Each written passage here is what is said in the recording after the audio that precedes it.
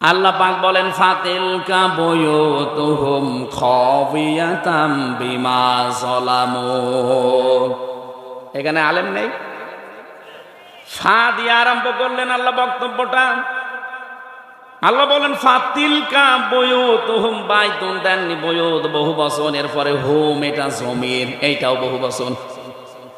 আল্লাহ বলেন এই যে এই সেই ঘরগুলো, এই সেই, ভালো করে জবাব দেবেন, এই সেই ঘর না ঘরগুলো? আল্লাহ এক বছর না দিয়ে বহু বছর কেন দিলেন? তার মানে জালেম একজন না, এদেশে জালেম আমার মনে হচ্ছে অনেক আছে। আল্লাহ বলেন এই সেই ঘরগুলো। কাদের ঘর? জালেমদের। কাদের? খাবিয়াতান, জনশূন্য করে দিয়েছি, পরিত্যক্ত বানিয়ে দিয়েছি। বিমা যালামু, তাদের জুলুমের কারণে।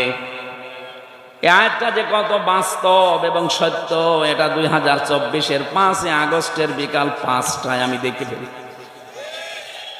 কুষ্টিয়ায় দেখেন হানিফের বাড়ি, বিকাল 5টা বাজতে বাজতে পায়খানার প্যান পর্যন্ত খুলে নিয়ে চলে গেছে। ইট তো নেই, প্যানও খুলে নিয়ে চলে গেছে। এখন হয়ে গেছে ওটা জাতীয় টয়লেট, মানুষজন যায় আর ওখানে পায়খানা প্রসাব করে। গত 3 দিন আগের পত্রিকা দেখেছেন ঢাকায় যে বাড়িটা, এত দামি বাড়ি, মানুষ অনেকে আবেগে যে চুমা খেত, অথচ এখন ওইটা গণ টয়লেট। মানুষ বিভিন্ন জন যাচ্ছে, একবারে 8 জন 10 জন করে বিভিন্ন দিকে ইঞ্জিন দিয়ে প্রসাব করছে। আপনি পেপারে দেখেন। কাবা শরীফ তাওয়াফ করছিলাম একবার 16 সালে, 7 চক্কর দিলাম, বেশ ভালোই লাগছিল। হঠাৎ উপরে গেলাম, যে দেখি পেটে ব্যথা করছে। এক পুলিশকে ডাক দিয়ে বললাম, ইয়া সাদেক তাল, এদিকে আসেন। কি? এতক্ষণ তো ভালোই লাগছিল, হঠাৎ আমার পেটে ব্যথা করছে, এখানে ফার্মেসি কোথায়? পুলিশ আমারে বলে, ইয়া হাজি ওল হজ্জাত আইনা বিলাদুকা, ও হাজি দেশ কোথায়? জি তুমিন বাংলাদেশ, বাংলাদেশ থেকে এসেছি। ওর ভাষা দিয়ে আমারে বলছে, হাজি আপনি জানেন না এটা কোন জায়গা? না তো, আবু জহেলের বাড়ি। আপনি এখনো পায়খানা না করে দাঁড়িয়ে আছেন, তাড়াতাড়ি করেন। পায়খানা করে দেখে আমার পেটের ব্যথা ভালো হয়ে গেছে। আল্লাহ যেন আমাকে জানাতে চাচ্ছি, হামজা এত টাকা খরচ করে আসলে আর শয়তানের মুখে পায়খানা না করে চলে যাবা, তাড়াতাড়ি করো। আমার তো মনে হচ্ছে এই 15.5 বছরে জুলুমের যে মাত্রা, আমি তো কিছুটা টের পেয়েছি। কি জুলুম করেছে বলেন তো? এই যে গুম খুন আর আয়না ঘর দিয়ে কত মানুষকে আমি পেয়েছি ওই মাটির নিচে। আমিও 10 দিন ছিলাম, দেখেছি 2 বছর 5 বছর 7 বছর 8 বছর 10 বছর 14 বছরের মানুষ নাকি ওখানে আছে। মুফতি ফখরুল সাহেব আমার সাথে ছিল, মাঝে মাঝে আমার এসে বলতো, হামজা কি করে তোমার সাথে আমি জানি না। তা আবার আমার এই যে পায়ের ভেতর দিয়ে এভাবে হাত দিয়েছে, এইভাবে সামনে যে লোহার ব্যারিকেড দেওয়া আছে ওর সাথে হাত হ্যান্ডকাপ দিয়ে আটকিয়ে দিয়েছে, আবার টান দিলে কেটে যায়, খুব ধার ওইটাই, নড়াচড়াও করতে পারি না। 24 ঘন্টা এভাবে 1-2 মিনিট না, বছরের পর বছর আমি এভাবে বসে আছি। এই যে শুয়ে থাকা, এটা যে কত বড় নিয়ামত এখন আমি টের পাচ্ছি। 1.5 থেকে 2 মিনিট মাত্র সময় দিত টয়লেট করার জন্যে। সকালে কয়েকটা পচা ছোলা দিত, দুপুর বেলায় 1 মুঠ ভাত দিত, তাও মনে হচ্ছে কেউ মাখিয়ে দিয়েছে। এত বড় বড় নখ হয়ে গেছে কারো কারো, চুল দাড়ি গোপ দেখলে মনে হচ্ছে জঙ্গল থেকে বেরিয়ে আসতেছে। এত কঠিন পরিস্থিতি, আমি তো তাও কঠিন জায়গায় ছিলাম না, আমি তো নর্মাল জায়গায়। শুনেছি এর চাইতেও ভয়ঙ্কর জায়গা ওর ভেতরে আরো আছে, বিশাল সুড়ঙ্গ করে, তাও এটা ডিবি অফিসে। আর যেটা মিলিটারিরা চালায়, যেটা আর্মিরা, ওটা আরো কঠিন। ওখানে কেউ 8 বছর 10 বছর 14 বছর পড়ে আছে, কেউ দুনিয়ায় জানেই না। এই নখ দিয়ে দেওয়ালের সাথে খসিয়ে খসিয়ে লিখে রাখে কাটা কাটা অক্ষরে যে ভাই কেউ যদি বাইরে যেতে পারেন এই নাম্বারটা জানাবেন যে আমি বেঁচে আছি।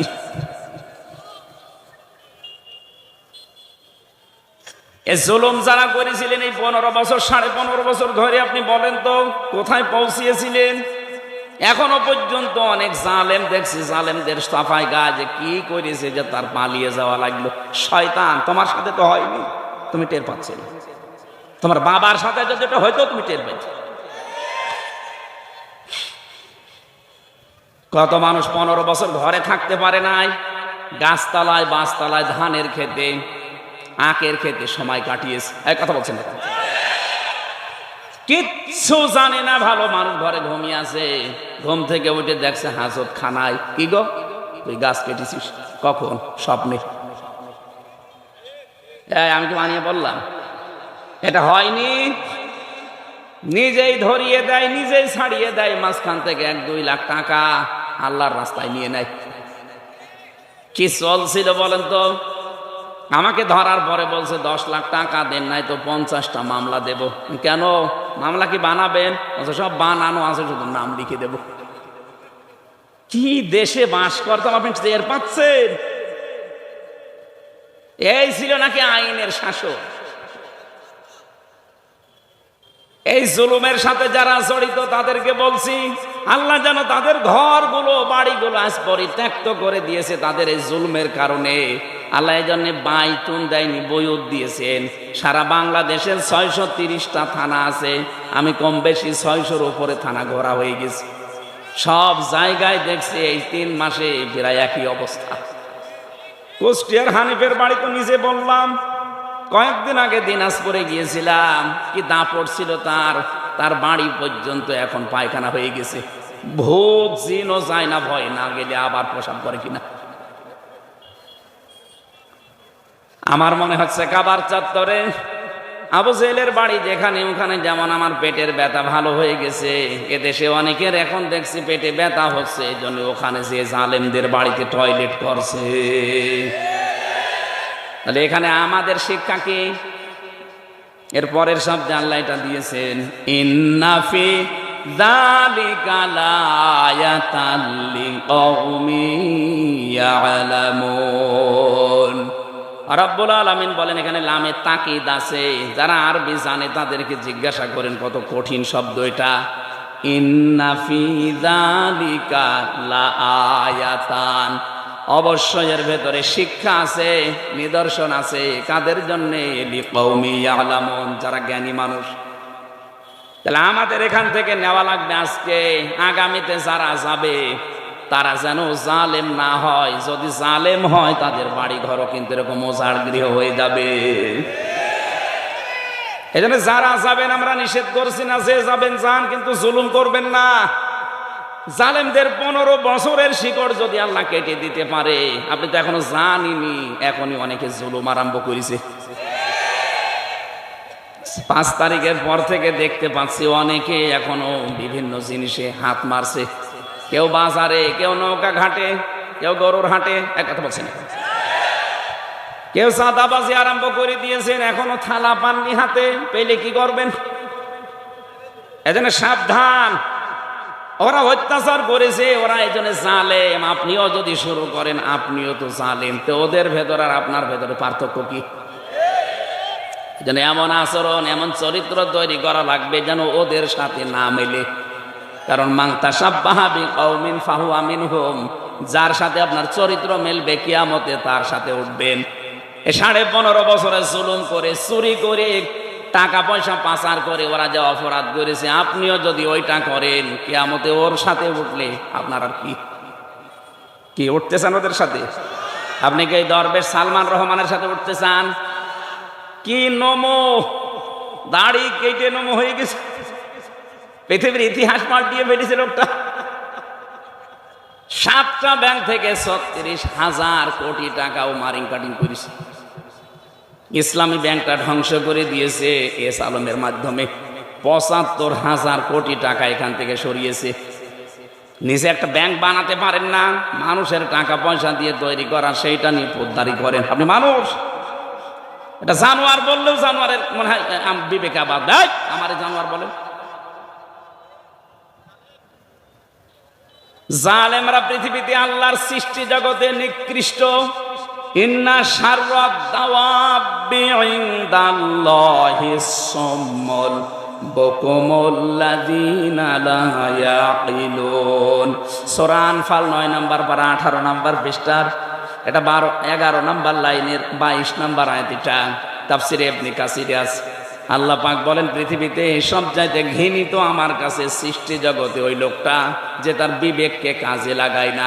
আরে 15.5 বছরে যাই হয়েছে, বিবেক কাজে লাগেনি। বিবেক কাজে লাগলে একটা আলেমকে এভাবে 11 ঘন্টা টাঙিয়ে রাখতে পারে? বলেন। এটা তো আমার নিজেরটা বললাম, বাকিগুলো মামুনুল হককে দেখেননি? এরকম চেয়ারে যেত আদালতে, মাজাটাই শেষ করে দিয়েছে।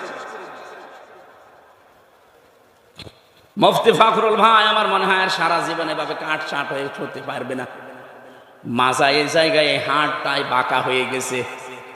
ইমাম মালিকের জীবনী পড়েছিলাম, ওনার হাত বেঁধে রেখেছিল 41 দিন একাধারে, শুধু টয়লেট আর খাবারের সময় খুবই দিত। এই জন্য ওনার হাত এই হাড় থেকে ডিসকানেক্ট হয়ে গিয়েছিল। বহু আলেমের ওখানে আমি দেখেছি যারা আজ 22 বছর, যারা আজ 14 বছর, যারা আজ 10 বছর 12 বছর পড়ে আছে। এত কষ্ট ভেতরে আলেমদেরকে ওরা দিয়েছে। আমি তো তোমার হালকা পেয়েছি, আমার চাইতে আরো বেশি পেয়েছে অনেকে। তাদের শরীরে যে বিভিন্ন জিনিস নড়বড়ে হয়ে গেছে। এই জুলুমগুলো যারা করেছিলেন, এখন যদি কেউ সামনে এরকম করার চিন্তা ভাবনা করেন, এদের এত বড় শিকড় যদি আল্লাহ কেটে দিতে পারে, আপনি তো কিছুই না। কথা বলেন না কেন? ওদের শিকড় কত নিচে ছিল দেখেছেন? দারোয়ান থেকে শুরু করে একেবারে সংসদ পর্যন্ত সব ওদের সাজানো লোক। এক কথা বলছেন না কেন? সব ওদের সাজানো, সব ওদের বানানো, এরপরও টিকতে পারল না। আর আপনার তো এখনো সাজানো কিছুই হয়নি, আন্দাজে মুখজোর করছেন। এই জন্য চরিত্র ঠিক করবেন। ওদের মতো চাঁদাবাজি যদি করেন, আপনার বাড়িও টয়লেট হবে। কথা বুঝতেছেন? ওদের মতো মিথ্যা মামলা যদি দেন, আপনার বাড়িও এরকম পরিত্যক্ত হয়ে যাবে। গতকালকে কুমিল্লাতে একটা সমাবেশ ছিল। সর্বশেষ যিনি বক্তব্য দিলেন, আমি দেখলাম আজকে পেপারে, সর্বশেষ বক্তব্য দিয়েছেন যিনি আমিরে জামাত। এরপরে যিনি সভাপতি ঘোষণা দিলেন মাইকে যে আজকের এই অনুষ্ঠানে 8টা মোবাইল আর একটা টাকা ভর্তি মানি ব্যাগ পাওয়া গেছে। যার হয় সে প্রমাণ দিয়ে নিয়ে যান। পৃথিবীর ইতিহাসে এইটাই মনে হয় প্রথম। আপনি বলেন তো, বাংলাদেশের কোন সমাবেশ শেষ হওয়ার পরে এইটা বলতে পারে যে এখানে 8টা মোবাইল আর একটা মানি ব্যাগ ভর্তি টাকা পাওয়া গেছে? বলেন। এইরকম মানুষ যদি দুনিয়াতে, এইরকম চরিত্রের মানুষ যদি আমরা তৈরি করতে পারি, আল্লাহর কসম এদেরকে রাষ্ট্র দিয়ে দিলে এরা খাবে না। আর যদি ওই দরবেশের মতো মানুষকে দেন, ও খেয়ে একেবারে ধর করে ফেলবে। খাবে তো খাবে, শেষে বাঁচার জন্য দাঁড়ি পর্যন্ত পোষ দেবে। পরে জিজ্ঞাসা করেছে, আপনি এত নাফরমানি করলেন কি করে? দাঁড়ি রাখা সুন্নত, আপনি কেটে ফেললেন। আবার ফতোয়া দিয়েছে, ওই দাঁড়ি রাখা সুন্নত, জান বাঁচানো ফরজ। আমি দাড়ি কেটে সুন্নত ফেলে দিয়ে ফরজ আমি চেষ্টা করছিলাম বাঁচার, কিন্তু পারলাম না। নৌকা আমারে ধরিয়ে দিল, নৌকা ধরিয়ে দিয়েছে। তাহলে আজকে আয়াতের ভেতরে যে শিক্ষাটা প্রথম পেলাম, জালেমদের আচরণ যেন আমরা দুনিয়ায় না করি। তাহলে আমাদের বাড়ি ঘরও দেখা যাচ্ছে 10-15 বছর পরে পরিত্যক্ত টয়লেট হয়ে যাবে। আল্লাহ আমাদেরকে হেফাজত করেন, বলেন আমিন। কোরআনে কারিম থেকে সূরা হাক্কাতের 4-5টা আয়াত পড়েছি কিয়ামত সংক্রান্ত। কারণ মানুষের চরিত্র সংশোধনের জন্য আখিরাত ভিত্তিক জীবনের বিকল্প নেই। এটা যদি আপনার ভেতরে তৈরি না হয়, কখনো আপনারা দেখতে মনে হবে বিশাল দরবেশের মতো, কিন্তু চরিত্র খারাপ। আর আপনার দেখতে শুনতে যাই হোক, ভেতরে যদি হযরত ওমরের মতো জবাবদিহিতার ভয় থাকে, আপনি দেখতে ভালো না হলেও আপনি একটা জান্নাতি মানুষ। খলিফাতুল মুসলিমিন হযরত ওমর রাদিয়াল্লাহু তাআলা আনহু, এই যে আখিরাতের ভয়টা কি, জবাব দেওয়া লাগবে এটা কি, উনি বুঝিয়েছেন ওনার জীবনে। এই কথা বলছেন কেন?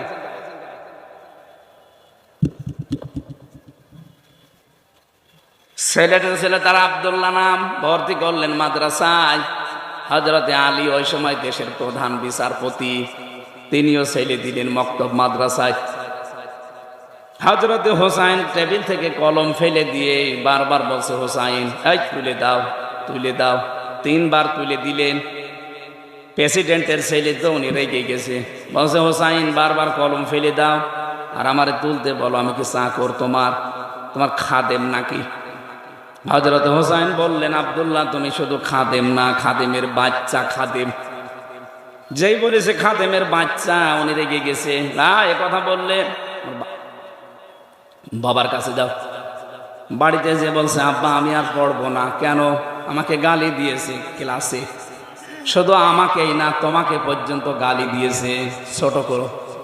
ছোট করেছে, আমারে বলেছে আমি নাকি খাদেমের বাচ্চা। খাদেম, তুমি যদি বিচার না করো হোসাইনের, আমি ও মাদ্রাসায় আর যাব না। ঠিক আছে, জমার দিন হবে। খুতবা দিচ্ছিলেন তিনি মসজিদে নববীতে। জমার নামাজের সময় আলোচনা বন্ধ করে দিয়ে বললেন, হোসাইন বলে কি, এদিকে আসো। কি হয়েছে? তুমি ক্লাস ভর্তি ছাত্রদের সামনে আমার ছেলেকে খাদেমের বাচ্চা, খাদেম বলে গালি দিয়েছো? হ্যাঁ দিয়েছি। কেন দিলে? ইমাম হোসাইন বলে, খলিফা বুকে হাত দিয়ে বলেন তো, আপনি কি আমার নানার খাদেম ছিলেন না? হযরত হোসাইনের কথা শোনার পর হযরতে ওমরের বাকরুদ্ধ হয়ে গেছে, আর কথা বলতে পারে না। তাই তো এইভাবে ভাবি না। তুমি যেটা বললে এটা কি লিখে দিতে পারবা? নিয়ে আসেন কাগজ কলম, নিয়ে আসেন। খেজুরের পাতা নিয়ে এসেছে, লিখে দিলেন, ওমর আমার নানার খাদেম ছিল, আমি দেখেছি। ইতি হোসাইন ইবনে আলী। সই করে দিলাম, যান। কাগজটা হাতে নিয়ে হযরতে ওমর চমা খেলেন, ডাক দিয়ে বলেন, নবীর সাহাবীরা, বিচার হয়ে গেছে। ছোট মানুষ সন্তান আব্দুল্লাহ তো বোঝে না, বলে আব্বা তুমি তো বিচার শুরুই করলে না, হয়ে গেল কি করে? হযরত ওমর বলে, সন্তান, যে বিচার করেছি শুধু দুনিয়া না, আখিরাতেও কাজে লাগবে। আমি যখন মারা যাব, এই কাগজটা আমার কাফনের ভেতরে দিয়ে দিও। মরণের পরে আল্লাহ পাক যেদিন আমাকে তুলবে হিসাবের জন্য, কিছুই যদি আমার কবুল না হয়, ভালো না লাগে, কাগজটা দেখাবো। রব্বুল আলামিন কাগজটার দিকে তাকাও, তোমার নবীর নাতি লিখে দিয়েছে আমি নাকি নবীর খাদেম ছিলাম। এই ওসিলায় হলে আজকে তুমি আমারে মাফ করে দাও। হিসাবটা শুধু সারা জীবন শুনেছি যে হিসাব, দুদুকে ধরলে আপনি পাগল হয়ে যান। তাও তো তাদেরকে ঘোষ ঘাস দিয়ে উল্টা পাল্টা করা যায়, কিন্তু আল্লাহর দুদুক, আল্লাহ পাক যদি ধরেন হিসাবের জন্য, এক গ্লাস পানির জবাব দিতে পারবেন না। এই জন্য মানুষের জীবন পরিচ্ছন্ন হওয়ার জন্য, পবিত্র করার জন্য আখিরাত ভিত্তিক জীবনের বিকল্প নেই। আল্লাহ ওই কথাগুলো শক্তভাবে আমাদেরকে আজকে জানাচ্ছেন, খুব ভালো করে খেয়াল করবেন। সূরা হাক্কাত, কোন সূরা? বলেন বলেন। হাক্কা শব্দের শাব্দিক অর্থ কি? কোরআনে কারিমে সূরা হাক্কাতকে আমার আল্লাহ অবশ্যম্ভাবী ঘটনা এই শব্দ দিয়ে আরম্ভ করেছেন। আল হাক্কাতু মাল হাক্কা, অবশ্যম্ভাবী ঘটনা। কি সেই অবশ্যম্ভাবী ঘটনা? আল্লাহ যেন নিজেই এবার প্রশ্ন দিচ্ছেন, মা আদরাকা মাল হাক্কা। হে নবী, আপনি কি জানেন কি সেই ঘটনা? কাযযাবাত সামুদ ওয়া আদুম বিল কারিয়া। সামুদ এবং আদ, এই দুই জাতি এই অবশ্যম্ভাবী ঘটনা, যেটা তার মানে কিয়ামত, এইটাকে তারা মিথ্যা প্রতিপন্ন করেছিল। বাদ দেন, এটা মরে যাব, এইটাই তো শেষ, এরপরে আবার ওঠা লাগবে, আবার জবাব দেওয়া লাগবে। কিসের অবান্তর কথাবার্তা বলেন? নবীজি বলেন, এই কথাগুলো তারা বলেছিল আদ আর সামুদ। আপনার উম্মতদেরকে এবার দেখেন, ফাম্মা সামুদ ফাউহলিকু বিত্তাগিয়া। আমি আল্লাহ এই কারণে এই সামুদ জাতিকে তাদের জায়গা থেকে একেবারে এই অবাধ্যতার কারণে, সীমা লঙ্ঘনের কারণে আমি আল্লাহ ধ্বংস করে দিয়েছি। কিয়ামতের কথা আল্লাহ আমাদেরকে যে শক্তভাবে বোঝাচ্ছেন, এটা অবশ্যম্ভাবী ঘটনা, এটা বিশাল আওয়াজ। কি বারবার এগুলো বারবার বলার দরকার কি? একবার বললে তো হয়ে যেত। আল হাক্কাতু মাল হাক্কাতু ওয়া মা আদরাকা মাল হাক্কা।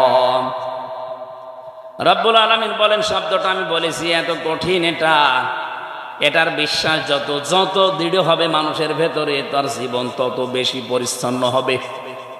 আপনি আজকে থেকে আরম্ভ করেন যে আমাকে কিন্তু জবাব দেওয়া লাগবে একজনের সামনে দাঁড়িয়ে, আর এমন জনের সামনে আমি দাঁড়াবো উনি আমার আগে পেছে সামনে সব কিছুই জানেন।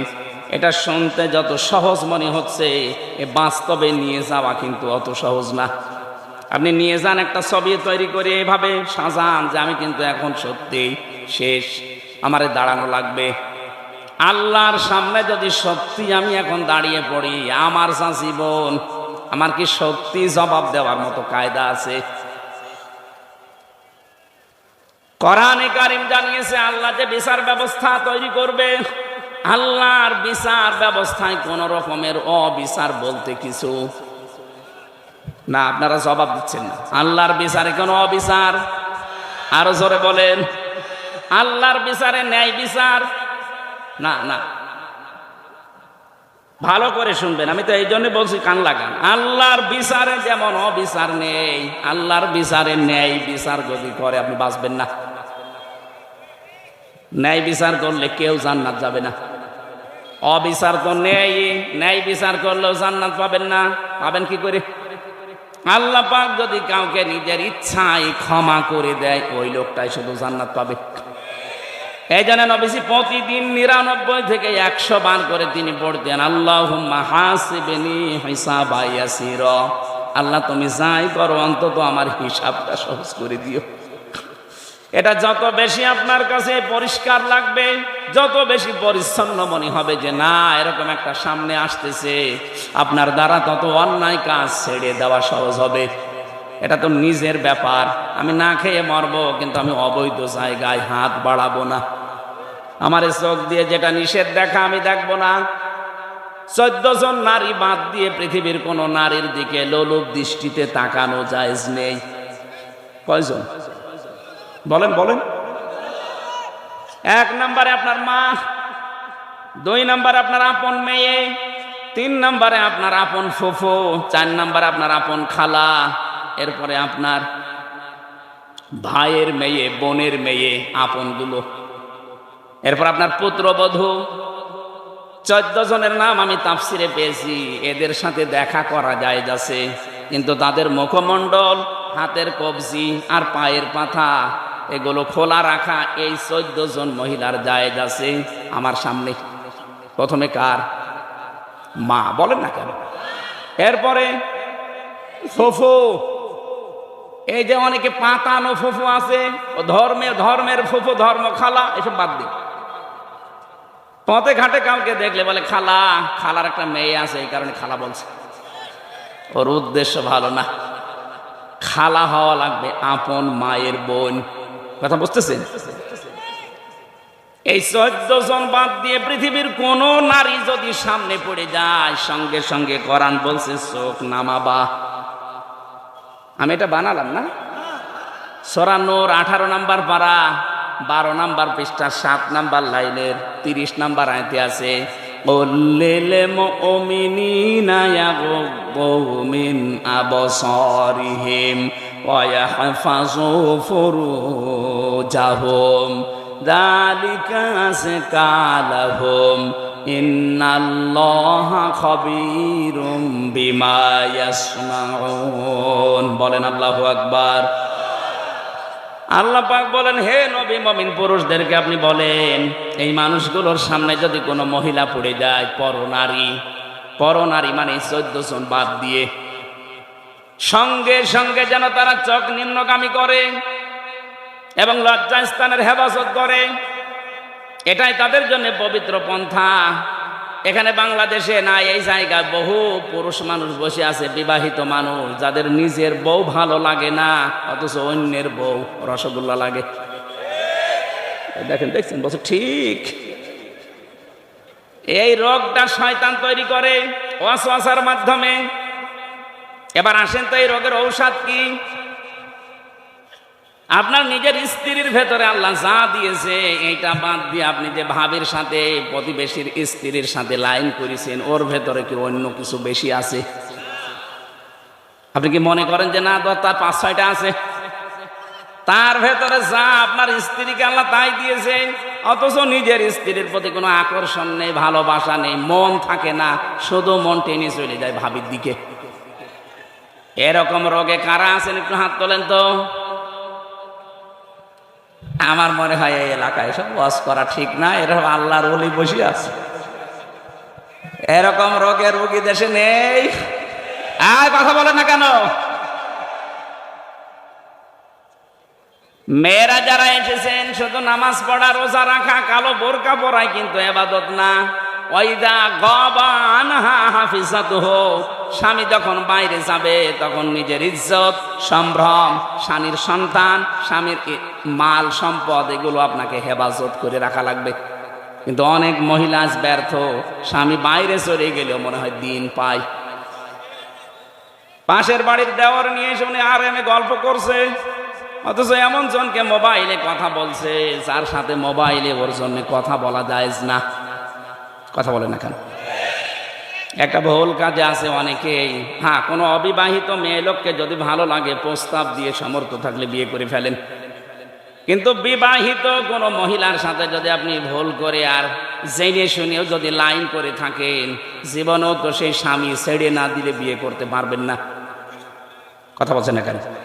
আপনি বিয়েও কোনোদিন করতে পারবেন না, আবার সারা জীবন তাকে না পেয়ে কষ্টের ভেতরে মরবেন। এই জন্য যারা বিবাহিত কোনো মহিলার সাথে লাইন করেছেন এই মুহূর্তে তওবা করেন। তওবা করবেন কিনা বলেন? কারা কারা করবেন হাত তোলেন তো। এরা কি লাইনে আছে? এই দাড়িওয়ালা, কিসের লাইন কর তুমি? হ্যাঁ, তওবা করলে ঠিক আছে, কাজ না করে তওবা করবা কেন? কাজ করো, ওই সমস্ত কাজ করো, ঠিক আছে। হ্যাঁ, এদিকে তাকান, ওর যে চেহারা, ওর সাথে লাইন করবে কে? না, আপনার সাথে লাইন করা মানুষ এদেশে নেই। হ্যাঁ, ঠিক আছে, বাঁচি গিয়েছে, আল্লাহ ওরে হেফাজত করিস। ওর সাইজেও ছোট, আবার চেহারাও আল্লাহ বানিয়েছে ওইরকম, ওর দিকে কেউ তাকাবেও না, ওর অসুবিধা নেই। কিন্তু যাদের চেহারা একটু ভালো, ওরা তো দিশা পায় না করবে কি, মনে করে আমার পেছনে তো মানুষ ঘরে, আলহামদুলিল্লাহ। তাহলে এই রোগ থেকে যাদের নিজের স্ত্রী আজ ভালো লাগছে না, আকর্ষণ তৈরি হয় না, অন্যেরটা দেখলেই ভালো লাগে, এটা রোগ। এ রোগ শয়তান তৈরি করে দেয় ওয়াসওয়াসার মাধ্যমে। এটা থেকে বাঁচতে হলে কয়েকটা পদ্ধতি আছে, নাকি এই ওষুধ বলার দরকার নেই? এ জেলায় আপনারা হাত তুললেন না যে এই জেলায় তো পাচ্ছি না, বলে কি করবো? এই যে রেকর্ড হচ্ছে, তো অন্য জেলায় যাক, তারা যেন মানে। এক নম্বরে, বড় নারী দেখলেই মন চাইলেও আপনাকে চোখ নিম্নগামী করা লাগবে, এটা আল্লাহর নির্দেশ। আল্লাহ ভালোভাবে জানে যে আপনার দুর্বলতা কোন জায়গায়। মন চাওয়ার পরেও যদি আপনি না তাকান, একটা অনির্বচন সুখ আল্লাহ আপনাকে দান করবে। কি বললাম শব্দটা? অনির্বচন সুখ, বাংলা শব্দ এটা। এটা কেমনে তৈরি হয়? এই যে বাচ্চারা, পাখির বাচ্চা, কথা বলেন না কেন? এ দেশের প্রতি আমার যেমন দরদ আছে, অধিকার আছে, অন্য ধর্মে যারা আছে তাদেরও ঠিক ওই রকম হক আছে, অধিকার আছে, আরো তাদের হক বেশি। বিশ্বনবী জানিয়েছেন, যে দেশে আমার উম্মত বেশি থাকবে, ওই দেশে যদি অন্যান্য ধর্মের কিছু মানুষ থাকে, ওদের ওপর যদি কেউ অত্যাচার করে, কিয়ামতে আমি নবী নিজে ওই অমুসলিমের পক্ষ নিয়ে তোমাদের বিরুদ্ধে আল্লাহর কাছে মামলা দায়ের করব। এই শব্দটা আমাদের দেশের জন্য যদিও প্রযোজ্য না, কারণ আবহমান কাল থেকে বাংলাদেশের সংখ্যালঘু নির্যাতন হয়েছে, এর প্রমাণ নেই। যদি কেউ করে থাকে, যারা দায়িত্বে ছিল এতদিন তারা করেছে। এই কথা বলেন না কেন? সংখ্যালঘু নির্যাতন করে এটা রাজনীতি। এটা দাদাদের পরামর্শে যারা করেছিলেন, বাংলাদেশ হিন্দু বৌদ্ধ খ্রিস্টান ঐক্য ফ্রন্ট, ঐক্য পরিষদ না, ঐক্য ফ্রন্ট বলে একটা যে আছে, বিজন কুমার সরকার এর সভাপতি, উনি গত পরশুদিন জানিয়েছে, দেশের সংখ্যালঘু নির্যাতন হিন্দু খ্রিস্টান বৌদ্ধদের উপরে যদি কেউ করে থাকে, সেটা আওয়ামী লীগ করেছে। অথচ এই দোষটা চাপিয়ে দেওয়া হয়েছিল বিএনপি জামাত এদের প্রতি। এটা ডাহা মিথ্যা কথা। উনি নিজে বলেছে, এই দেশে বিএনপি জামাত এবং যারা আছে আলেম ওলামা, এদের কাছে আমরা সবচাইতে বেশি নিরাপদ। এদের দ্বারা আমাদের ক্ষতি হওয়ার কোনো সম্ভাবনা নেই। তার বাস্তব প্রমাণ আগস্টের 5 তারিখের পরে।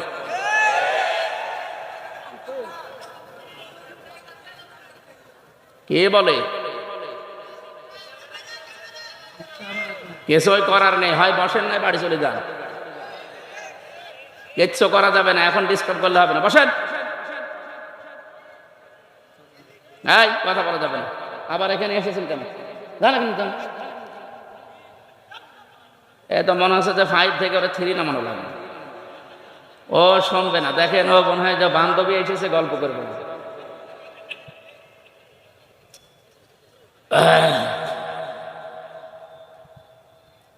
কিচ্ছু হয়নি এদেশে, যা হয়েছে বিচ্ছিন্ন ঘটনা। ওরা যদিও এই সমস্ত ইস্যু তৈরি করে আমাদের এ দেশটাকে অস্থিতিশীল পরিবেশ তৈরি করার পায় তারা চালাচ্ছে, বিশেষ করে যারা পালিয়ে গেছে তাদের বুদ্ধিমতো। আমরা এটা সফল হতে দেব না ইনশাআল্লাহ। ডক্টর মোহাম্মদ ইউনূস গতকাল এবং আজকে ধর্মীয় নেতা যারা বাংলাদেশে বিভিন্ন ধর্মের সবাইকে ডাক দিয়েছে যে মতামত দেন, আমরা এখন কি করব। সব দল মিলে ঐক্যবদ্ধ, এদেশে কোনো অস্থিতিশীল পরিবেশ তৈরি করতে দেওয়া যাবে না, তাহলে মোড়ল যারা আছে তারা কিন্তু সুযোগ পাবে।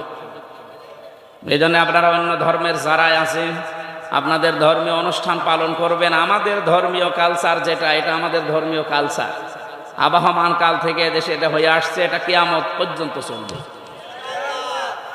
ওয়ানজালনা ইলাইকা যিকরা লিতুবায়্যিনা লিন-নাসি মা নুযিলা ইলাইহিম ওয়া লাআল্লাহুম ইয়াতাফাক্কারুন।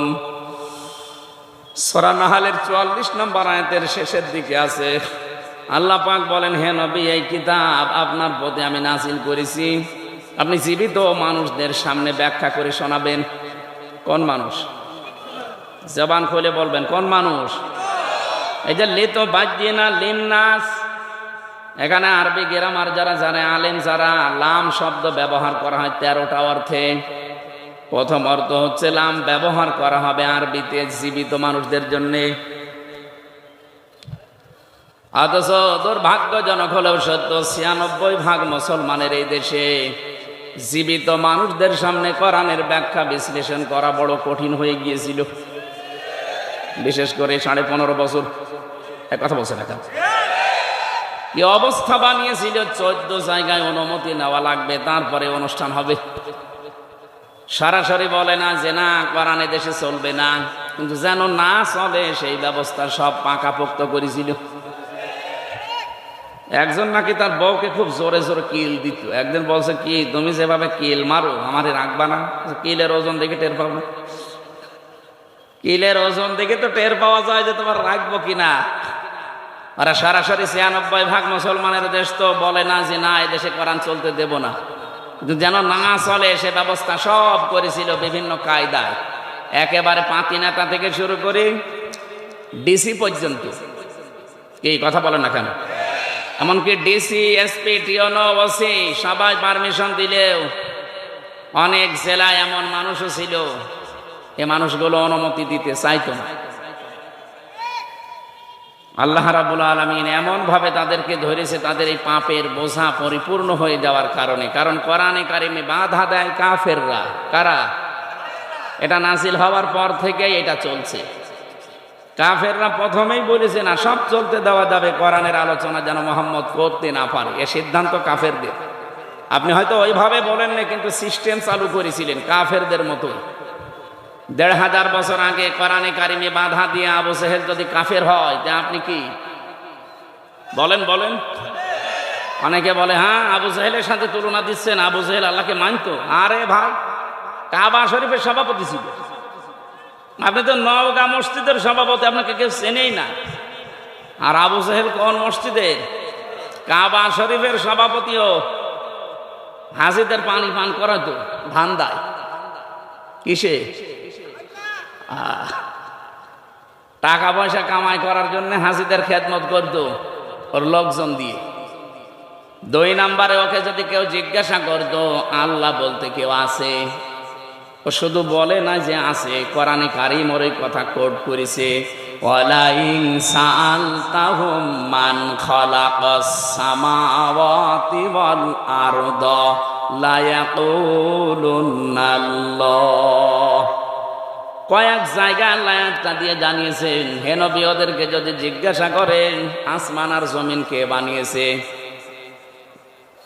লা ইয়াকুলুন্নাল্লাহ, লামে তাকিদ নুনে সাকিলা, আল্লাহ গ্যারান্টি দিয়ে বলছে আবু সেহেল ওই কথা বলতো যে আল্লাহ বানিয়েছে। কে বানিয়েছে? তাহলে আল্লাহ একজন আছে ও বিশ্বাস করতো না? কথা বলে না কেন? করতো। করতো মানে আমাদের মতো হালকা বিশ্বাস না। ও যদিন বদরের ময়দানে যাবে, ওই দিন বদরের যাওয়ার আগে কাবার গেলাম না। এখানে তো ডিস্টার্ব হচ্ছে ভাই, আমি আলোচনা বন্ধ করে দিব। হবে না? না হয় আপনি করেন না, আমি চলে যাচ্ছি, কথা বলা যাবে না। আমি আর কি মারছি নাকি? আপনি একটা বিষয় বসবেন না, আপনি বসে আছেন কোন কারণে? না না না, বোঝা লাগবে ভাই, আপনি মাহফিল দিয়েছেন তাই কি? কেউ যেন না আসে আপনার কাছে, যে আসবে 1 ঘন্টা পরে আসবে না। আমি ডিস্টার্ব হলে কথা বোঝাতে পারি না ভাই, এটা আমার মনে হয় অপারগতা। কথা বলা যাবে না, আমি দুঃখ প্রকাশ করছি, কিন্তু কথা বলা যাবে না। যাই করেন কথা এখানে যেন না আসে।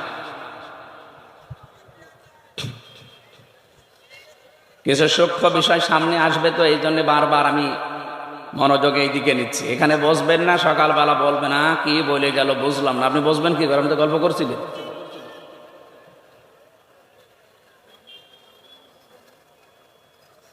এখান থেকে 2-3টা প্রশ্ন আসবে সামনে, আপনাকে জবাব দেওয়া লাগবে। আপনি গল্প করেন আর যাই করেন জবাব দেওয়া লাগবে। বিশ্ববিদ্যালয়ে যারা ক্লাস নেয়, 45 মিনিট ক্লাস নেওয়ার পরে 10টা প্রশ্ন করে। আপনি আন্দাজে একটা লেকচার দিতে হলে 40-45 ঘন্টা পড়াশোনা করা লাগে ওই বিষয়ের উপর, বিশেষ করে ভার্সিটি যারা ক্লাস নেয়।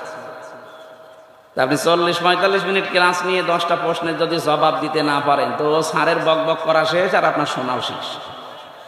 আমরা ওইভাবে 5 ঘন্টা কথাও বলতে পারি না, আর আমার বলারও দরকারও নেই। আমি আধা ঘন্টা বলবো, কিন্তু এখান থেকে যেন 5টা বিষয় বাড়ি নিয়ে যাওয়া যায়। কারণ এটা ক্লাস চলছে, একটা কি চলছে, ক্লাসের মতোই থাকা লাগবে, একেবারে নিস্তব্ধ হয়ে যাবে। বলেন আবু জেহেলের উদাহরণটা দিলাম কেন? কাবার গেলাপ ধরে কাঁদছিল সকালবেলা, 17ই রমজান মাসে সকালবেলা সবাই তাওয়াফ করছে কাবা শরীফ উলঙ্গ হয়ে। আরো নিজে যেয়ে কাবার গেলাপ, যেটা মুলতাজাম বলে, যেখানে দোয়া করলে কবুল হয়, ওই দরজার সামনে দাঁড়িয়ে বলছে কাবার মালিক তুমি আসো, আমি জানি আমি মোহাম্মদের বিরুদ্ধে যাচ্ছি অস্ত্র নিয়ে বদরের ময়দানে যুদ্ধ করার জন্য। সত্যের পক্ষে যে আছে তাকে তুমি বিজয় দিয়ে দিও। আবু জেহেলের দোয়া কবুল হয়ে গেছে। বলেন তো, ও যদি আল্লাহ একজন আছে বিশ্বাসই না করবে, ও কাবার গেলাপ ধরে কাঁদবে কোন কারণে? বলেন। এবার আমার প্রশ্ন, তাহলে ও আইন পাশ করে কোরআন নিষিদ্ধ করে দিল শুনতে কেন? কারণ ও খুব ভালো করে জানতো আমি যে ক্ষমতার চেয়ারে বসে আছি দেশের প্রধানমন্ত্রী হয়ে, এটা একটা অবৈধ। ও ঠিক ভালো করে বুঝতো যে আমার চেয়ারের একটা পায়াও ঠিক না, সব নড়বড়ে পায়া। কিন্তু মোহাম্মদ যেটা কোরআন দিয়ে বোঝাতে চায় যে অধিকারগুলো মানুষের প্রচার করে, যে এই অধিকার আমার আছে। আমার ভোট দেওয়ার অধিকার আছে না নেই? বলেন। হুয়া জিতাবাকুম ওয়া মা জাআলা আলাইকুম ফিদ্দীনি মিন হারাজ। সূরা হজের 78 নম্বর আয়াতের মাঝের অংশে আছে, আল্লাহ পাক বলেন আমি তোমাদেরকে নির্বাচিত করি। নওগাঁবাসী একেবারে বিবেক দিয়ে বলবেন, নির্বাচিত করা হয় যে পদ্ধতির মাধ্যমে, ওইটার নাম নির্বাচন। কি আমি বেশি বলবো? নির্বাচিত করা হয় যে কোনো বিষয়কে কিসের মাধ্যমে? বলেন বলেন। 15.5 বছর তো নির্বাচনই হয়নি, এটাকে মিথ্যা কথা। অথচ আজ 8-9 দিন দেখতে পাচ্ছি বাইরের বিভিন্ন দেশে স্বীকৃতি পাওয়ার জন্য মানুষের কাছে মিথ্যা তথ্য ছড়াচ্ছে যে আমি নির্বাচিত ছিলাম, আমাকে নির্বাসন দেওয়া হয়েছে। নির্বাসন আমরা দেয়নি, আপনি নিজে নির্বাসন বেছে নিয়েছেন। আর নির্বাচিত ছিলেন, এটা দাহা মিথ্যা কথা। এই 15.5 বছরে যে নির্বাচন হয়নি, কেউ যে নির্বাচিত ছিল না, এটা যদি ঘোড়াকেও কেউ জিজ্ঞাসা করে, ঘোড়াও হাসবে। কথা বলেন না কেন? বলে এই মিথ্যা কথা আপনি ছড়িয়ে কি পেতে চান? বিশ্বের মডল কেন, তাম দুনিয়ার 257 রাষ্ট্র এক হয়ে গেলেও বাংলাদেশে এই জালেম আর আসতে পারবে না। কারণ আপনি নির্বাচিত ছিলেন না, এত বড় না মিথ্যা কথা বলেন কেন? নির্বাচনের আগে 154 জন আপনি ঘোষণা দিয়ে দিয়েছেন, কথা বলছেন না কেন? দিনের ভোট আপনি রাতে করে ফেলেছেন। নির্বাচন হইল কবে? আমার এই যে 33 বছর এখন বয়স, 18 বছর থেকে যদি শুরু করিতে 3 বার আমার ভোট দেওয়ার কথা, আমি তো একবারও দিতে পারলাম না। আপনাকে ভোট দিল কে? হয় আপনি নিজে নিজে দিয়ে নিয়েছেন, এক কথা বলছেন না কেন? আমার সাথে এক ওসি ছিল জেলখানা, আমি তো ফাঁসির কন্ডেম ছেলে ছিলাম। একদিন আমার এসে বলছে, হুজুর দেখেন তো আমার তওবার ধরনটা দেখেন তো কিভাবে করলেন। যে এই যে নির্বাচন গেল, এই নির্বাচনে আমি বাইরে ছিলাম, রাত 12টার পর থেকে আমি ভোট কাটা আরম্ভ করলাম, ফজর পর্যন্ত বাক্স ভর্তি করে বিভিন্ন জায়গায় পাঠিয়ে দিলাম। ফজরের নামাজের আগে ওযু করলাম, গোসল করলাম, 2 রাকাত নামাজ পড়ে বললাম আস্তাগফিরুল্লাহ। আমারই তওবা কি হয়েছে? না না, আপনি তো আর আল্লাহর কাছে দোষ করেননি যে আস্তাগফিরুল্লাহ পড়বেন, আপনি দোষ করেছেন হামজার কাছে। কারণ একটা এমপি বানাতে 2.5 থেকে 3 লাখ বা 3.5 লাখ 4 লাখ হামজা লাগে, কথা বলেন এখানে। আমাদের মতো মানুষের রায় নেবেন, ভোট নেবেন, এরপরে আপনি পাশ করলে বলবেন আমি এমপি। তা আপনি তো একাই 3.5 লাখ সব শেষ করে ফেললেন, আর এখন আপনি আস্তাগফিরুল্লাহ পড়েন আল্লাহর কাছে। আপনি কি আল্লাহর কাছে দোষ করেছেন? আমার মতো 3.5 লাখ 4 লাখ হামজা যদি আপনাকে বলে ঠিক আছে যান ওসি সাহেব মাফ করে দিলাম, তাহলে আপনি মাপ পাবেন। 2 নম্বরে ভয়ঙ্কর বিষয়, আপনি যতদিন জেলে আছেন এই কয় বছরের ভেতরে অনেক হামজা মরে গেছে, কথা বলেন এখন। আপনি তাদের কাছে মাফ চাবেন কি করে? এই জন্য জালেমদেরকে 15.5 বছর টিকিয়ে রাখার জন্য যারা চেষ্টা চালিয়েছে তারাও জালেম।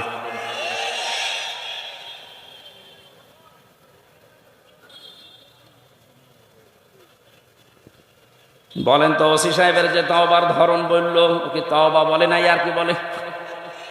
বাংলাদেশে বহু মানুষ এখন দেখছি আর কি মারছে। আরে ভাই, তওবা হবে তো তার কাছে, অপরাধ হয়েছে যার কাছে। আপনি আল্লাহর কাছে কোনো অপরাধ করে থাকলে ওনাকে বলেন, উনি যদি মাফ করে দেয় দিক, শাস্তি দেয় দিক, ওনার ব্যাপার।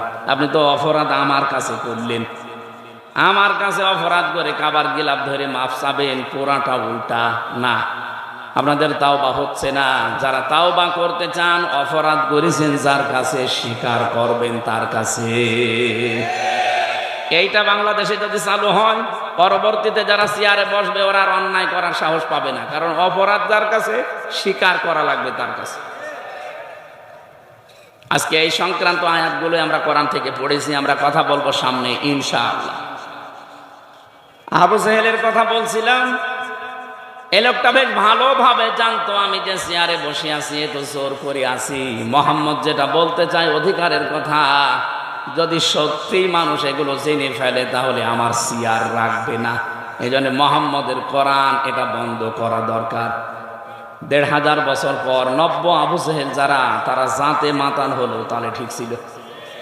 ওরাও বুঝেছিল আমাদের যে চেয়ার, এ চেয়ার তো বৈধ না, কথা বলেন না। এই জন্য এই 15 বছরের ভেতরে যারা নির্বাচনের মাধ্যমে প্রহসন করে এমপি, মন্ত্রী, মেয়র, সাবেক উপজেলা চেয়ারম্যানের নিচে লিখে দেন, আপনি লিখবেন না। কারণ আপনি সাবেক উপজেলা চেয়ারম্যান, সাবেক মেয়র, সাবেক এমপি, সাবেক মন্ত্রী, এটা অবৈধ। আপনাকে কে ভোট দিয়েছে যে আপনি এটা লিখেন? না, আপনি একটু বেশি করে লিখতে পারেন যে সাবেক চোর, এইটা লেখা যায়। কারণ আপনি চুরি করেছেন, আপনি লিখে দেবেন যে আমি চোর। তো বর্তমান তো চুরি করছেন না, সাবেক, এই জন্য সাবেক চোর বা সাবেক ডাকাত লিখে দেবেন। এই কথা বলছেন না কেন? আর 8 সাল থেকে 24 সাল পর্যন্ত যত কিছু নিয়েছেন রাষ্ট্রের কাছ থেকে, এগুলো সব ফেরত দেওয়া লাগবে। কারণ আপনি অবৈধ জিনিস বৈধ করার জন্য এগুলো ফেরত দিয়ে জনগণের কাছে বলেন যে আমাদের ভুল হয়ে গেছে। এটা যতদিন না বলবেন ততদিন আপনি এই দেশের বৈধ নাগরিক না। বহু মানুষের অধিকার নষ্ট করেছেন, আগে ফেরত দেবেন। আমার ভাইরা, এই যে মানুষগুলো এতদিন পর্যন্ত যারা বুঝেছিল যে আমির হামজা কোরআন দিয়ে যা বলতে চাই, এ তো আমার চেয়ারে ধাক্কা লাগে, ওই তখন আস্তে করে বলে যে না, ওরে আসতে দেওয়া যাবে না, ও রাজনৈতিক কথা বলে, ওরে শয়তান। আমার মনে হয় যারা 15.5 বছরে আমার এই কথা বলতে দেয়নি, নবীজি যদি এসে এখন কোরআন প্রচার করতো, নবীকেও বলতে নবী রাজনীতি করে। কথা বলে না কেন? এই জন্য কোরআনের প্রথম আয়াত এটা। রব্বুল আলামিন বলেন, এমন একটা কিতাব আপনাকে আমি দিয়েছি, আপনি মরা মানুষকে শোনাবেন না, শোনাবেন জীবিত মানুষদের। অথচ জীবিত মানুষদের কোরআন শোনানো এমন কঠিন অবস্থা হয়ে দাঁড়িয়েছিল, যারা আমাদের বাধা দিত, ওই লোকের বাবা মারা যাক, আমারে ডাক দিয়ে বলবে হুজুর কোরআন পড়িয়ে দিন। এই কথা বলছে না কেন? ওর বাবা মরে গেলে আমারে বলবে কোরআন পড়ে দিন, অথচ জিন্দা অবস্থায় পড়ার দরকার ছিল। এখন তো মরে গেছে, এখন পড়ে করবো কি? ওর আযাব আরো বাড়বে। কারণ যে আয়াতি পড়বো একটাও তোর জীবনে ছিল না। কি আপনার বাবা এমন বাবা যে আপনার নামে সব ভালো ভালো জমিগুলো, দোকানগুলো লিখে দিয়েছে, আর আপনার বোনের নামে বলেছে তোর নামে দোয়া করে দিলাম। এখন আমি যদি পড়ি ইউসিকুমুল্লাহু ফি আওলাদিকুম লিয-যাকারি মিসলু হাজ্জিল উনসায়াইন। হে পৃথিবীর বাবারা, সন্তান যাদের আছে, এক ছেলে যা পাবে 2 মেয়ে তাই পাবে। বন্টন নীতিকার। আপনি তো বন্টন নীতি মানেননি দুনিয়ায়, আমারে নিয়ে কোরআন পড়ালে আপনার আযাব আরো বাড়বে। আমি কথা বোঝাতে পেরেছি? এই জন্য কোরআন বোঝানো লাগবে মরা মানুষকে না চিন্তা মানুষকে। আমাদের দায়িত্ব এইটা, এটা আমাদের কালচার। এই জন্য আমরা জীবিত মানুষদেরকে বোঝাই। এখন যারা শুনতে আসে এদের দায়িত্ব কি? আয়াতের পরের শব্দে আল্লাহ জানিয়েছেন ওয়ালাআল্লাহুম ইয়াতাফাক্কারুন। হে নবী, যারা শুনতে আসে ওদের দায়িত্ব হচ্ছে ওই কথাগুলো শোনার পরে বাড়ি যেয়ে যেন চিন্তা ভাবনা করে। তাহলে আমার দায়িত্ব সঠিকভাবে জীবিত মানুষদের সামনে ব্যাখ্যা করা, আর আপনার দায়িত্ব এটা শোনার পরে বাড়ি যেয়ে চিন্তা ভাবনা করা। করবেন তো? হ্যাঁ, ইনশাআল্লাহ। এই কোরআন, এজন্য আমি বলছিলাম আমাদের শুধু একা না, হাযা বায়ানুল লিন্নাস, মানুষ পদবাচ্চে যারা বিবেচিত সবার জন্য আজকের এই অনুষ্ঠান। আমরা সবাই এখন দল মত জাতি নেই, সব এখন এক। কথা বলেন না কেন? ইসকনের যে নাম শুনছিলেন মুয়াজ্জেম ভাইয়ের কাছে, আসলে ইসকন এটা হিন্দুদের খোদ সংগঠন না। এই সংগঠনের আসল যারা দায়িত্বে আছে, যারা প্রতিষ্ঠাতা, ওই যে প্রভুপাদ, এই লোকটা একটা খ্রিস্টান। এই লোকটা ইহুদি জাতিতে কিন্তু পড়াশোনা করেছে, খ্রিস্টান চার্চে একটা আলাদা নিয়ম নীতি বানিয়ে হিন্দুদের বদনাম করার জন্যে উগ্রভাবে এটাকে উপস্থাপন করেছে। এই জন্য হিন্দুদের শুধু একা দোষ না, ওরা গরিব নিম্নবিত্তের যারা হিন্দু তাদেরকে বেছে নিয়েছে। সারা বিশ্বের 257টা রাষ্ট্রের 195টা দেশে ওদের কাজ চলছে। বাংলাদেশে আপনি তাকান, এই যে ঢাকার স্বামীবাগ, এর পাশে যে ইসকন মন্দির, ওর পাশে যে মেথরপট্টি আছে, এই গরিব হিন্দুদেরকে টাকা পয়সা দিয়ে ওরা দৌড়ে ভিড়িয়ে ইসকনের সদস্য বানিয়েছে। সিলেটের যারা চা বাগানে হিন্দু ধর্মের কাজ করে, যারা গরিব মানুষ, এই ছেলে মেয়েদেরকে ওরা কাজে লাগিয়েছে। ঠাকুরগাঁও পঞ্চগড়ের যারা গরিব মানুষ ওই পাথর তুলে খায়, তাদেরকে কাজে লাগিয়েছে।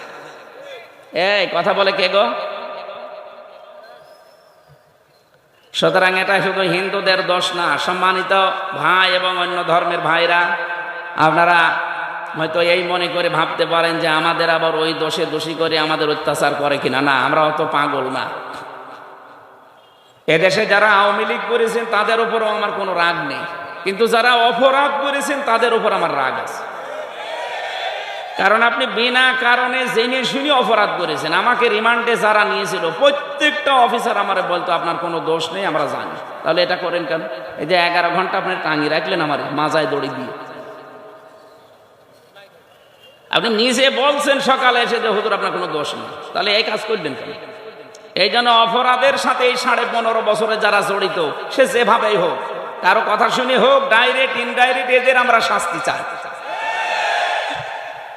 আর এদের শাস্তি যে হচ্ছে বা হয়েছে এর প্রমাণ দেখেন সূরা নমল 19 নম্বর পারা 20 নম্বর পৃষ্ঠা 7 নম্বর লাইনের 52 নম্বর আয়াত।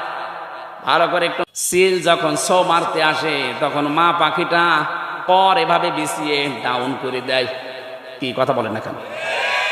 দেখবেন একটার সাথে একটা পর লেগে যায়, মোলায়েম সফট কোমল হয়ে যায়। এটা শুধু লেগে যায় না, এভাবে ডাউন করার পরে ফল করে দেয়। আল্লাহ কোরআনে কারিমে উদাহরণটা সূরা বানি ইসরাঈলের 23 নম্বর আয়াতে দিয়েছেন, ওয়াখফিজ লাহুমা জানাহাদ-দুল্লি মিনার রাহমা। হে দুনিয়ার মানুষ, যারা সন্তান হয়ে গেছো তারা তোমার মা বাবার কাছে এভাবে হাতটা বিছিয়ে দাও। এখানে আল্লাহ যদিও জানাহন দিয়েছেন, ডানা। আমাদের পৃথিবীতে কোনো মানুষের ডানা হয় না, হয় আমাদের হয় হাত। হাতের আরবি শব্দ ডানা না, হাতের আরবি শব্দ জানাহন না, হাতের আরবি শব্দ ইয়াদুন, আদুদা, আইন দোয়া দাল। আল্লাহ আদুদাও দেয়নি, ইয়াদুনও দেয়নি, দিয়েছে জানাহন। কেন? আমাদের তো ডানা নেই, ডানা হয় পাখির। কার? পাখির ডানা হাওলাত করে আল্লাহ আমাদের লাগিয়ে দিলেন কেন? কারণ পাখির যে ডানা, এর ভেতরে নরম কিছু পাওয়া যায়। এই যে পরগুলো পাবেন, পালক এত সফট, এত কোমল, এত মোলায়েম, একটার সাথে আর একটা লাগবে। এর নিচে যখন বাচ্চারা আশ্রয় নেবে, এই পলকের নিচে দেখবেন ছোট ছোট কুয়াগুলো আছে, এত নরম। এটা একটার সাথে আর একটা লাগার কারণে নিচ দিয়ে সেগুলো ঝরে যায়। ওই বাচ্চাগুলো নিচে যাওয়ার পরে ওদের মাথায়, ওদের চোখে, বিভিন্ন জায়গায় যখন লাগে, একটা আলাদা শান্তি। ওই সময় তারা কিচির মিচির করে। ওইটার বাংলা শব্দ হচ্ছে অনির্বচন সুখ। আল্লাহ এখানে বোঝাতে চেয়েছেন, ও হামজা, দুনিয়ায় তোমার মা বাবা যতদিন বেঁচে আছে, তোমার হাতটা খরচের হাত বলো, সেবার হাত বলো, এমন কায়দায় মা বাবার সামনে বিছিয়ে ধরবা, অন্তত তারা যেন মনে করে আমার হামজা থাকতে আমাদের আর কোনো চিন্তা নেই। বলেন সুবহানাল্লাহ। নওগাঁবাসী বিবেক দিয়ে বলেন তো, আমাদের মা বাবা কি আমাদের ওপরে ভরসা করতে পারছে? না। আজ অধিকাংশ মা বাবা সন্তানের ওপরে ভরসা করতে পারে না। মনে করে সন্তান বিয়ে দিলে আমাকে পর করে দেবে, হয় আমাকে আলাদা করে দেবে, নাই বৃদ্ধাশ্রমে দিয়ে দেবে। কথা বলেন না কেন? এটা মনে করার কারণ হচ্ছে, আজ অধিকাংশ পরিবারের সন্তানও কিন্তু চায় না যে মা বাবাকে আমি আলাদা করে দেই, বৃদ্ধাশ্রমে রেখে আসি, বাড়ি থেকে তাড়িয়ে দেই না। কোনো সন্তান দুনিয়া এটা চায় না, কিন্তু বাধ্য হয় বোর কারণে। আসতে বলেন। সম্মানিত মা বোন যারা এসেছেন, এই জন্য বলছে শুধু নামাজ পড়া, রোজা রাখা, গালো বোরকা পরা ইবাদত না। আপনি স্বামীর মা বাবাকে নিজের মা বাবার মতো আচরণ করবেন, এইটাও ইবাদত। এই ইবাদত কাজ বাংলাদেশে নেই, এই জন্য এখন জেলা এবং থানায় থানায় বৃদ্ধাশ্রম হচ্ছে। কয়েকদিন আগে আমি নীলফামারী গিয়েছিলাম, কিশোরগঞ্জ থানা, দেখলাম বৃদ্ধাশ্রম। আমারে নিয়ে গেল দেখার জন্যে। এই কোলে 20 জন, এই কোলে 20 জন মার বাবা বসে আছে, মুরব্বী। ওদের চেহারার দিকে আর চোখের দিকে তাকিয়ে আমি দেখতে পেয়েছি প্রতিটি মা বাবা তার সন্তানের জন্য বরদোয়া করছে, অথচ তাদেরও আমার মতো ছেলে মেয়ে আছে। কথা বলেন না কেন? কেন আমার মতো সন্তান বিয়ে করার পরে মার বাবাকে বৃদ্ধাশ্রমে রেখে আসবে, বাড়ি থেকে তাড়িয়ে দেবে, আলাদা করে দেবে কেন? অথচ আমার পেছনে সবচেয়ে বেশি শ্রম দিয়েছে, একেবারে 25-30 বছর পর্যন্ত একাধারে বিনা লাভে আমার মার বাবা। কোন প্রকার লাভ ছাড়া তারা আমাকে এ পর্যন্ত তুলেছে। আর বানানো গাছ পেয়ে এখন আপনি একেবারে পর করে দিলেন, ডিলেট করে দিতে চান। নিজের মা বাবা যদি হয়তো আপনি ডিলেট করতেন। এজন্য মেয়েরা যারা এসেছেন, পুত্রবধূ, তাদেরকে বলছি, জীবনও আপনি স্বামীর মন পাবেন না।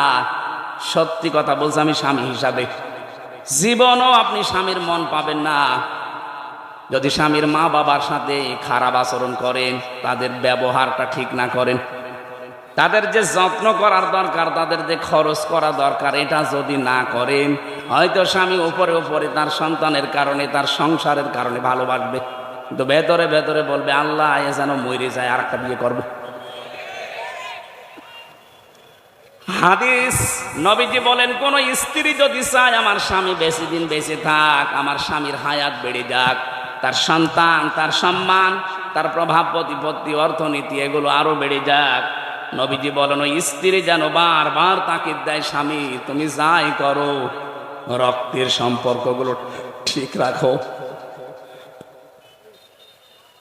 আমার সাথে সবচাইতে বেশি রক্তের সম্পর্ক আমার মা বাবার, আমার বোনের, আমার ভাইয়ের, আমার চাচার, আমার ফুফুর। এই কথা বলছেন না কেন? এইগুলোর সাথে আজ সম্পর্ক ভঙ্গ করার জন্য সবচাইতে বেশি দায়ী বউরা। আমি জানি মেয়েরা এখন আমার নামে বরদোয়া করছে, আল্লাহ হুজুর মরুক, মরব তাও আমি বলবো, কারণ আমি চাই আপনারা যেন বেঁচে যান। হাজারো স্ত্রী কিন্তু জাহান্নামে যাবে, কিন্তু এই স্বামী স্ত্রীর এই রক্তের সম্পর্কগুলো নষ্ট করার কারণে। কারণ আল্লাহ পৃথিবী তৈরি করার পর কমপ্লিট যখন হয়ে গেল, তখন এই রেহেম, যেটা রক্তের সম্পর্ক, আত্মীয়তা, এটা আল্লাহর পা চেপে ধরেছিল।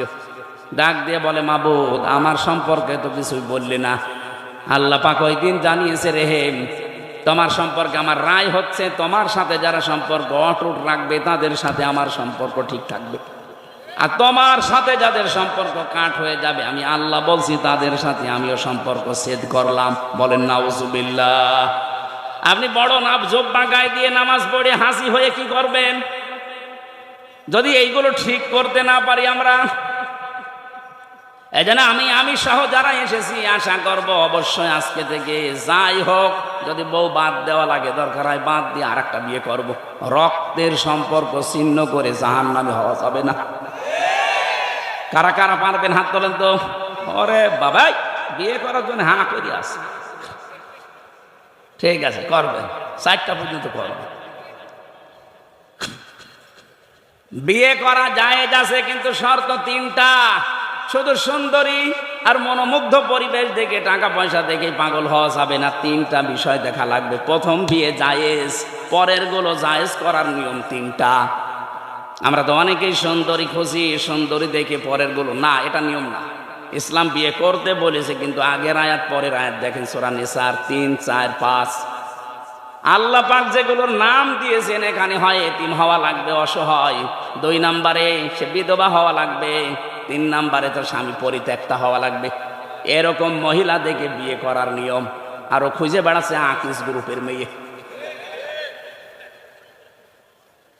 আমার আকিস সাহেবের 3 বউ, ওনার ছেলের 4 বউ।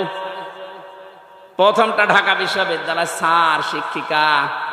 পরের গুলো সবই একটু নর্মাল। দ্বিতীয়টা ঠিক আছে, দ্বিতীয়টা এমবিবিএস ডাক্তার। 3 নাম্বারটা নার্স, 4 নাম্বারটা ওনার কর্মচারী। উনি তো এই কোরআনের আয়াত মিলিয়েই করেছে, অসহায়, বিধবা করেনি, স্বামী পরিত্যক্তাও না, কিন্তু গরিব মানুষের মেয়ে। তো ওনাদের যে সম্পদ আল্লাহ দিয়েছে, ওনাদের যে সম্মান, ওনাদের যে শরীর, যা খায়। আকিজের বড় ছেলের সাথে আমি থাকি, উনি দেখেছি, উনি যে খাবার খায়, এক দিন মনে হয় 8 থেকে 10 হাজার টাকার খাবার।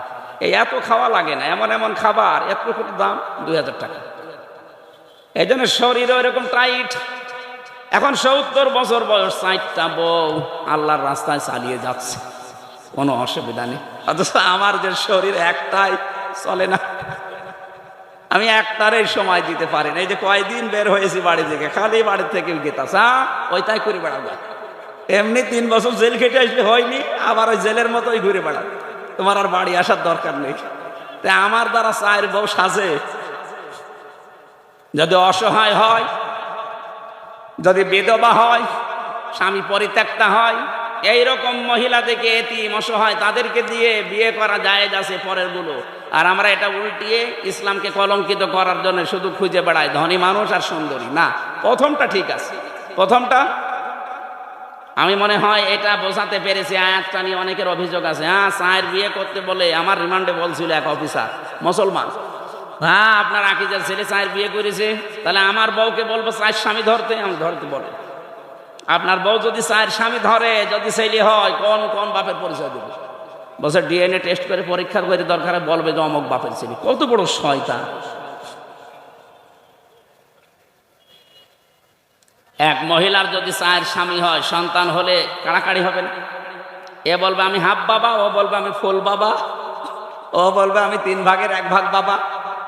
আর একজনের যদি 4 স্ত্রী হয়, সন্তান যদি 1 বছরে 4টা করে হয়, বাবা কয়টা?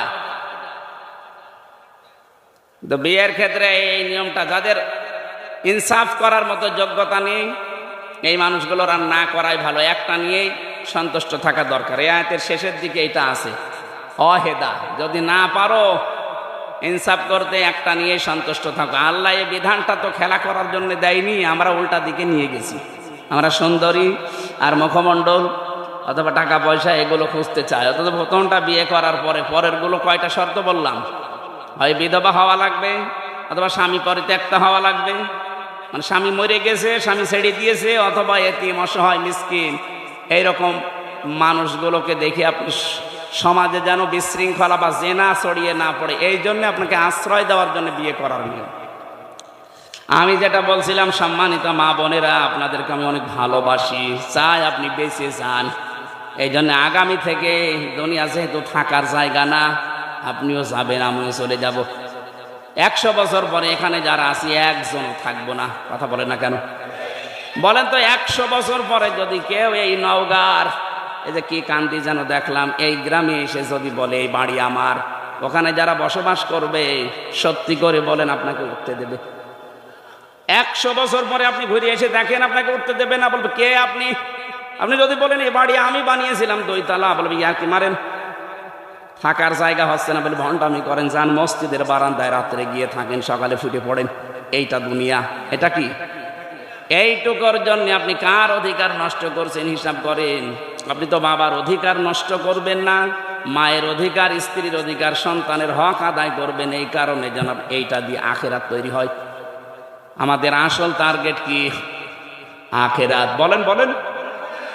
আল্লাহ রাব্বুল আলামিন বলেন এই যে জবাব দেওয়া লাগবে, হিসাব দেওয়া লাগবে, এটা যারা অস্বীকার করেছিল এই মানুষগুলোকে এই সীমা লঙ্ঘনের কারণে এমন পর্যায়ে আমি পৌঁছিয়েছি। আপনি তাকান, বিচারের যে সিস্টেম আমি তুলে এনেছিলাম কোরআন দিয়ে, প্রথমে আল্লাহ বিচার সাজাবে আপনাকে দিয়ে একা একা।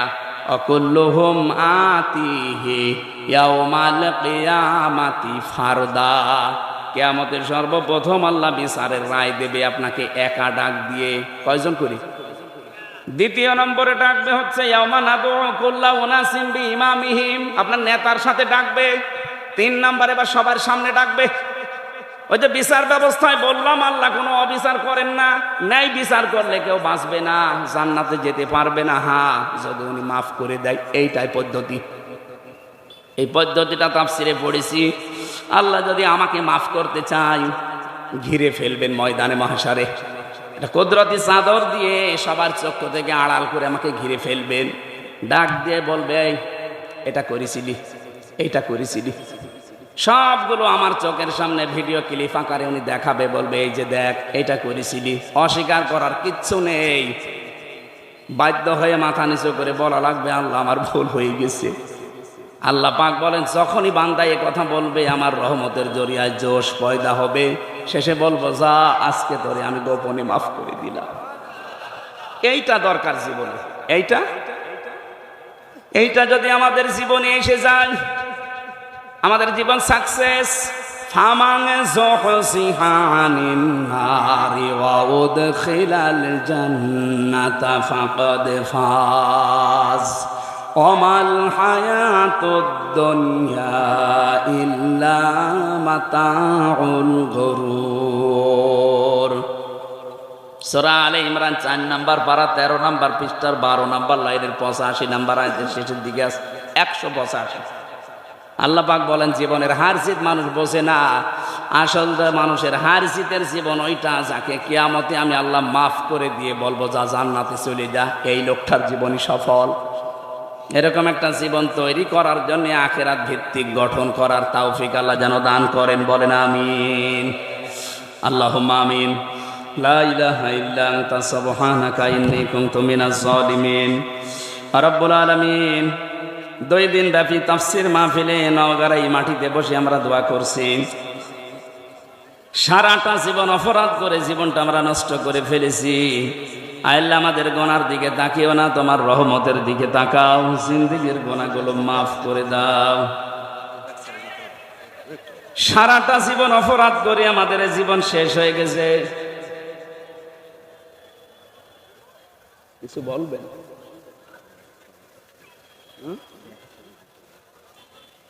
আগের থেকে একটা কিছু লিখে দিতে পারলেন না, একবার ব্যাগ ছেড়েছে আর ছাড়া যাবে না, মানুষ বিরক্ত হয়ে যাবে। খালি কালেকশন করলে তো আপনি মাহফিল এভাবে আর দেবেন না। হ্যাঁ, ব্যাগ একবার দিল না, মুয়াজ্জিন ভাই দেবে, আবার কয়বার দেবে মানুষ? যাদের সামর্থ্য আছে যাওয়ার সময় ড্রাম দেবেন, দিয়ে যাবে। লা ইলাহা ইল্লা আনতা সুবহানাকা ইন্নী কুনতু মিনাজ জালিমিন। আল্লাহ তাআলা এই আঞ্জাম দিয়েছে যারা এই বিশাল আয়োজনে, এদের অর্থনৈতিক যে অভাব আছে দূর করে দাও। কিয়ামতে জবাবদিহিতা তৈরি করা লাগবে এরকম আচরণ, এরকম পরিবেশ আমাদের জীবনে এনে দাও রব্বুল আলামিন। মা বাপ যাদের নেই, কবরে আছে, এদেরকে ক্ষমা করো। কত মানুষ আমরা হাত তুলেছি, আমাদের অনেকের আপনজন হারিয়ে গেছে, আমরাও একদিন হয়তো হারিয়ে যাব। এভাবে আমাদের সন্তানেরা আমাদের জন্য দোয়া করবে রব্বুল আলামিন। তাদের দোয়াগুলো আমাদের পাথেয় বানিয়ে দিও আল্লাহ। প্রশাসনের যে ভাইগুলো এসেছে কবুল করো। এ মাহফিলের সম্মানিত সভাপতি একজন হাজি মানুষ, তাকে কঞ্জ কবুল করে নাও। প্রধান অতিথি, বিশেষ অতিথি যারা আমরা এসেছি, আমাদের জীবনটা তুমি পরিচ্ছন্ন করে দাও। এমন জীবন গঠন করার তৌফিক দাও যেন তোমার সামনে দাঁড়ানো যায়। মা বোনদেরকে পর্দার আড়ালে খাদিজার মতো, আয়েশার মতো বানিয়ে দাও। আগামীতে অনুষ্ঠানটা কোরআনের প্রচারে আরো বড় করে মঞ্জুর করো আল্লাহ। বারাকাল্লাহু লানা ওয়া লাকুম ফিল কোরআনিল আযীম। এলাকায়